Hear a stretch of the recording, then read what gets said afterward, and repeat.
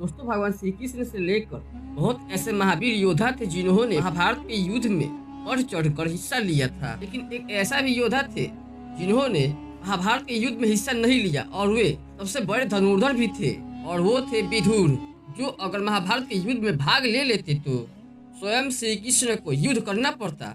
लेकिन हम आज बात करेंगे एक ऐसे योद्धा की जिन्होंने महाभारत के युद्ध में ना जाने क्यों भाग नहीं लिया और इसका रहस्य आज के इस खास वीडियो में हम आपको बताएंगे। दोस्तों हम जिस खास योद्धा के बारे में बात कर रहे हैं वो कोई और नहीं बल्कि बलराम जी हैं। जी हाँ, आखिर बलराम ने क्यों नहीं लड़ा महाभारत का युद्ध? तो दोस्तों वीडियो के अंत तक जरूर देखिएगा। तो चलिए करते हैं अब ज्ञान की बात है। दोस्तों क्यों बलराम जी ने अपने भाई कृष्ण के साथ नहीं लड़ा था महाभारत का युद्ध और वो कौरवों की तरफ से युद्ध लड़ना चाहते थे, तो कौरवों की तरफ से भी युद्ध क्यों नहीं किया? श्री कृष्ण के बड़े भाई बलराम जी शेषनाग के अवतार थे। कंस द्वारा देवकी के 6 पुत्रों को वध करने के बाद शेषनाग बलराम के रूप में देवकी के कोख से पैदा हुए। उनके जन्म से कुछ समय पहले ही वासुदेव की पहली पत्नी रोहिणी देवकी और वासुदेव से मिलने कारागार में गई। वहीं अपनी योग शक्ति से देवकी के गर्भ से बलराम को अपने गर्भ में उन्होंने सुरक्षित कर लिया, क्योंकि बलराम जी का एक गर्भ से दूसरे गर्भ में आकर्षण हुआ था, इसलिए उन्हें संकर्षण भी कहते हैं।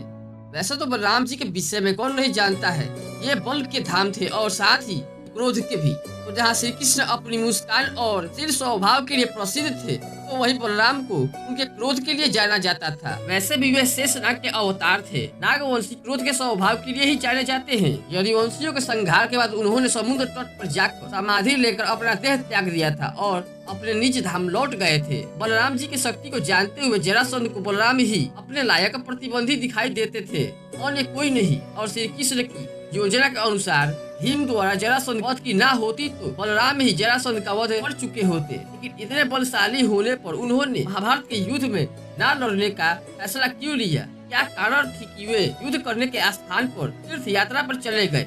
चलिए दोस्तों ये भी जानते हैं। दोस्तों महाभारत के युद्ध में सभी छोटे बड़े राज्यों से सैकड़ों राजाओं ने भाग लिया, जहाँ एक और कौरव के साथ श्री कृष्ण एक नारायणी सेना सहित 11 अश्वरोहिणी सेना थी। तो वही पांडवों के पास केवल 8 रोहिणी सेना थी, किंतु ऐसे श्री कृष्ण निशस्त्र पांडवों के साथ थे। बलराम जी ने युद्ध न लड़ने का प्रण लिया और तीर्थ यात्रा पर निकल गए। और तो और उन्होंने श्री कृष्ण को भी यही सुझाव दिया था, बोला था कि हे कृष्ण तुम युद्ध में हिस्सा ना लो, क्योंकि दोनों ही पक्ष हमारे संबंधी है और किसी एक का पक्ष लेना दूसरे के साथ अत्याचार करना होगा। दोनों ही पक्ष अधर्म कर रहे थे और इसमें हम सम्मिलित हुए तो वो भी अधर्म कहलाएगा। बलराम भैया दुर्योधन को वचन दे चुके थे कि श्री कृष्ण युद्ध में शस्त्र नहीं उठाएंगे, इसलिए श्री कृष्ण उनके वचन का मान रखते हुए युद्ध में बिना शस्त्र का भाग लिया था और अर्जुन का सारथी बन गए। उन्होंने भ्राता बलराम को भी समझा दिया कि धर्म स्थापित के लिए युद्ध का होना आवश्यक है। और रही बात संबंधों की, तो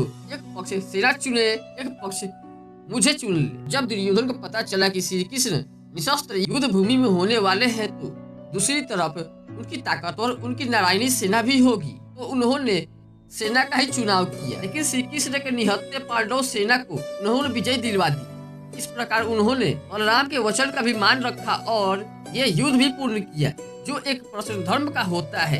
तो श्री कृष्ण स्पष्ट रूप से धर्म के साथ खड़े हो जाते हैं, चाहे विपक्ष में उनके अपने ही क्यों ना हो। आपको बता दें कि महाभारत के ग्रंथ में एक घटना का वर्णन मिलता है, जिसमें युद्ध के पूर्व एक दिन दाऊ भैया पांडव से मिलने उनके छावनी पहुँचे। उन्हें देखकर पांडव पहुँच के सभी लोग प्रसन्न हो गए। सबने उनका अभिवादन किया।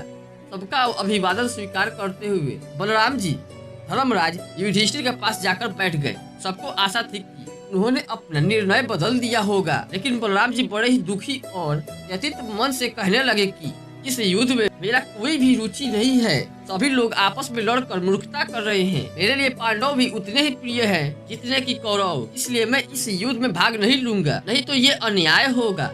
बलराम जी कहते हैं कि जब जिस तरह श्री कृष्ण हो उसके पक्ष में मैं कैसे जाऊँ? भीम और दुर्योधन दोनों ही मुझे से ज्यादा सीख चुके हैं, दोनों ही मेरे शिष्य हैं, दोनों पर मेरा एक जैसा स्नेह है। मुझे दोनों कुरुवंशियों को आपस में लड़ता देख अच्छा नहीं लगता। मैं तीर्थ यात्रा पर जा रहा हूँ। यह कहकर बलराम ने सबसे विदा ले ली और तीर्थ यात्रा पर निकल पड़े। दोस्तों यही वह वजह थी जिसके कारण बलराम जी ने महाभारत के युद्ध में भाग नहीं लिया था। दोस्तों अगर वीडियो अच्छी लगी तो वीडियो को लाइक करें, चैनल को सब्सक्राइब करें, क्योंकि आपको ऐसा वीडियो हमेशा मिलता ही रहेगा। धन्यवाद।